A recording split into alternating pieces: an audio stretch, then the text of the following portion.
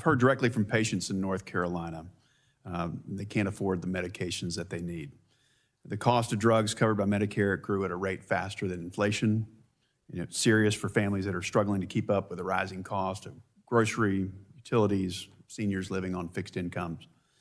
So pharmacy benefit managers were created to negotiate drug prices and address these costs.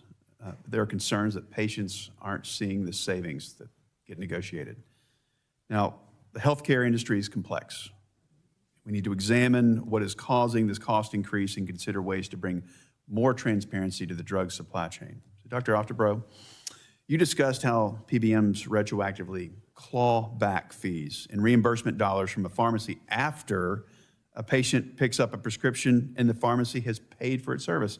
Now, can you explain how this impacts your ability to provide care to patients? Well, we have to close our pharmacies. Can you talk a little bit about the basic economics that lead to that? Well, so we have no say in whether or not we incur these fees. We have no negotiation ability in these contracts. And so when we're presented with these fees, they are clawed back, and it impacts our operating budget. We're not able to hire staff. We can't afford to have pharmacists to provide these additional services, and we ultimately need to close our doors. You share that the vertical integration in the drug supply chain creates conflicts of interest. I think massive conflicts of interest is what you said. Can you expand on how that creates that conflict of interest? Yes. One of our other pharmacy practices in downtown Seattle serves a large population of patients living with HIV. We dispense a lot of HIV medications. One of the large PBMs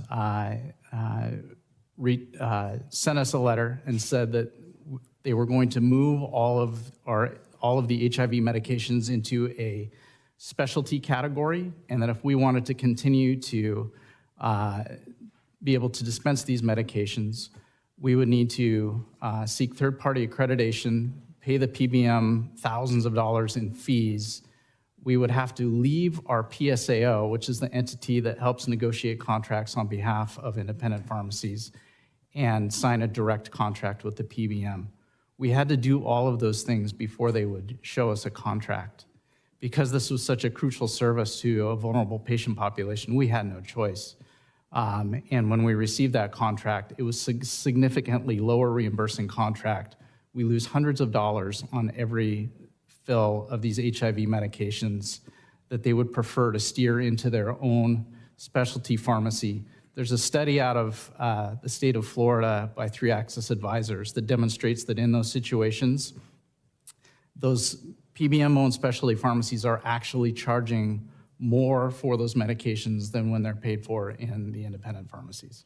Thank you. Dr. Trish, you mentioned in your written testimony that there's evidence to suggest that PBMs favor high list price drugs, but you also noted that this is hard to prove definitively without access to rebate data. Could you share more about what additional data is needed to complete the picture and whether that data is proprietary? Yes, absolutely. So these are considered confidential, trade secrets are part of the industry. So unlike, for example, in the world of physicians and hospitals, where it is the case that insurers negotiate networks of providers, and we have the same dynamic where you're trying to essentially extract a lower price in exchange for an expectation of higher volume. In that world, we know what those prices are, right? When I pay my cost sharing, it's based off that negotiated price, not what the hospital is charging, but the actual negotiated price. And we know that the amount that the health insurer is paying to the physician is the same as what they're turning around and charging to the employer, right? That there's no spread or difference there. In the PBM world, it's the opposite. All of that is kept in secrecy and is very complex and very hard to understand the way that this is actually playing out. Thank you, and my time is short, but Dr. Mulligan, yes or no, do you think that adding rebate data to the analysis of rising drug costs would be tapping into proprietary information? Yes. Thank you. So I appreciate you all taking time to share your insights, and I look forward to continuing to examine the cause of rising drug prices and take the appropriate steps to solve this problem. Thank you. yield back.